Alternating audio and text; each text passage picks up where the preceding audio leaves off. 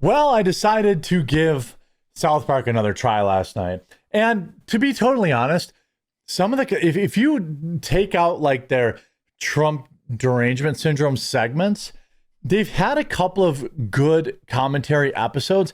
In particular, this one about Sora, and I thought the commentary around that was good. But again, the same tired old jokes about Trump kind of distract. They're almost immersion breaking because you're like, oh, here we go again. But like what I saw last night was pretty clearly the bottom of the barrel. They have now been reduced to exactly, just shock value now. Last night they released what was a disturbingly accurate bedroom scene between JD Vance and Donald Trump. They are so desperate to get their attention. It's completely derailed the show. There's no real commentary there. There's no real joke there. It's just ha ha ha, Drumpf, tiny wee wee, ha ha ha, JD Vance must be sleeping with him. Could you imagine them making the same joke about Kamala Harris? They would never. Could you imagine them making the same joke about Joe Biden? Oh, Joe Biden was sleeping with another male cabinet member, and look how small. No, it's not. I talked about yesterday how they came out and said, oh my God, we only got political now because, well, politics are mainstream, which is, of course, nonsense. There's plenty of entertaining shows that have zero politics. By the way, I'll tell you this. I don't care how you watch it, but Welcome to Derry is the best new television show I've seen probably since early Stranger Things or From. I know a lot of people have their feelings about From. I think From is a great show. The scares, the cinematography, the tension is great.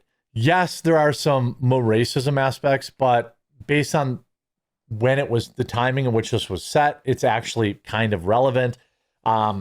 And if you don't obsessively look for every little SJW thing, I think the show is incredible. And it has obviously no mentions of Donald Trump, right? There's a lot of great shows that aren't political. By the way, huge shout out. Want to remind you guys, Thanksgiving's coming. We just got restocked on spiked jack-o'-lantern and our maple cream. If you're having people over for Thanksgiving, or if you're going to someone's house for Thanksgiving, pick up one of these bags, get it shipped for free, okay? And be the hero. Plus, you could be an absolute Chad and help us spread the word this Thanksgiving and hopefully get us new customers. Maple cream, spiked jack-o'-lantern, pick up either one, and I'll leave links in the description. You're absolutely going to love them, and you'll be the king or queen of your Thanksgiving. JD Vance seduces Trump while Butters experiments with Sora too. The reason that they did this is so that they could get all of these salacious headlines. Donald Trump and JD Vance have graphic hookup in South Park. Rolling Stone. South Park fans react to show's Trump fans' bedroom scene. Thank you for the nightmares. Nobody's talking about, Trump and JD Vance erotica leaves South Park viewers traumatized. What to know about the latest episode? Again, South Park viewers left traumatized with disturbing Trump and Vance bed scene. South Park ups the ante with graphic. Is this really upping the ante or is this lowering the brow? There used to be something. It's like reverting to like gross out humor. There was a time for it. In fact, I grew up in probably the best era of gross out humor because it was not so all played out like it is nowadays. But like when you go to gross out humor, you're basically out of ideas. You really have nothing left to say. You really have nothing to say. It's just like, ew, gross. And you have, Unholy Birth features a baby-faced JD Vance confessing his true feelings towards the President Trump, when Trump reciprocates by hooking up with him in the Lincoln bedroom. Oh, boss, it's so big, Vance says at one point, staring down at Trump's canonically teeny tiny wang. The scene came weeks after Vance's character seemingly scheming against Trump, working behind his back to guarantee the destruction of Trump's upcoming baby with Satan. After Vance's trickery was revealed in the last episode's Pam Bondi bashing episode, Vance had no choice but to apologize this week to Trump and make amends. Now, did this article talk about how funny the episode was? No. This is exactly what happened to late night. Nobody talks about how funny Jimmy Kimmel is or how funny Stephen Colbert is. They don't even play for laughter anymore. They are the reason the term for clapter was invented. They don't play for laughs anymore. They're just playing for, literal political brownie points. South Park viewers left traumatized by disturbing term. Is anybody talking about how funny it was? Is anybody talking about the Sora timeline or the Sora B story, which was actually funny, which actually had some advantages, some value to it? Nope. Not gonna bother with that. Just gonna go with sad, gross out humor. And look, I'm not mad about it. I'm sad. Like the people that are eating, gobbling all this up. When I talk about it on X, they're like, oh, cry more. They make fun of everybody, but they don't. They don't make fun of Kamala. They have 4 years to make fun of Biden. They didn't do that. They don't make fun of horseface AOC or ghetto Jasmine Crockett when these would be very easy things to do. They don't make fun of the Democrats screwing the entire country with the lockdown over the last 3 months or 2 months. They could very easily talk about that, but they didn't do that. No, they're talking about JD Vance hooking up with the president. There is literally no jokes left for these two. There's no more joke after this. This is the end. This is truly, we are witnessing the end. They are out of jokes. In an interview with the New York Times, Parker and Stone said they found the subject matter of Trump to be impossible to avoid. It's not that we got all political, said Parker. It's that politics became pop culture. No, it didn't.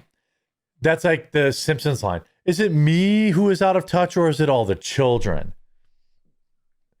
We're just very down the middle guys, he said. Again, they are dooming the show because anybody who, a large portion of their audience or people who are largely apolitical, and even they're getting tired of the joke. Trump and JD Vance erotica leaves South Park viewers traumatized. Again, is this article about how funny it was? No. Nowhere, and they're all writing the exact same article. This is what Trey Parker and Matt Stone want. No, but not a single article is talking about how funny it was. Not one. We can check this Rolling Stone. Let's see if the Rolling Stone one talked about how funny it was. I've already gone through 6. Not a single one of them talked about how funny the episode was or how poignant the Sora conversation was. No, but it's giving people nightmares. Trump fans. That's it. South Park has leaned heavily into politics and the mega storyline for its current season, and the latest episode arrives days after the New York Times published an interview with Stone and Parker. Stone added that new taboos have emerged amid a fear of speaking out against the Trump admin. Again, the largest pundits on television are in their position because they have obsessed about Donald Trump. Jimmy Kimmel, Stephen Colbert, Jon Stewart, John Oliver, Jimmy Fallon, every one of these, Seth Meyers, every one of these shows, every single night speaks out against Donald Trump. The fact that you have to have not just a scene of them hooking up, but one that is specifically graphic and scarring, so that is jarring, I'll say, to people. Again, it doesn't matter to me. I'm sad that the show has had to resort to this because there's so much other stuff. How do they not criticize the shutdown? They criticize the National Guard being in DC for about 12 hours, and they spurg about that. But they don't talk about the government shutdown and 42 million Americans not receiving their food stamps. That would have been a great time to talk about both sides even. Not a single bit of this article is about the Sora headline or Sora storyline. I want to know what love is. Illicit, understandable horror from far corners of social media, with one ex-commenter writing, "Thanks for the nightmares I'm going to have tonight after South Park." Another lamented, "Oh my God, I can't unsee that," alongside a gif of Homer Simpson washing his eyes with bleach.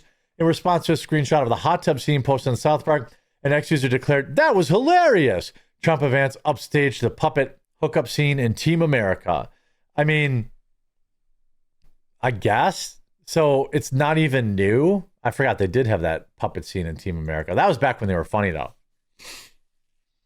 I mean, none of these. Okay, here in The Guardian, they actually talk a little bit about the episode. Okay.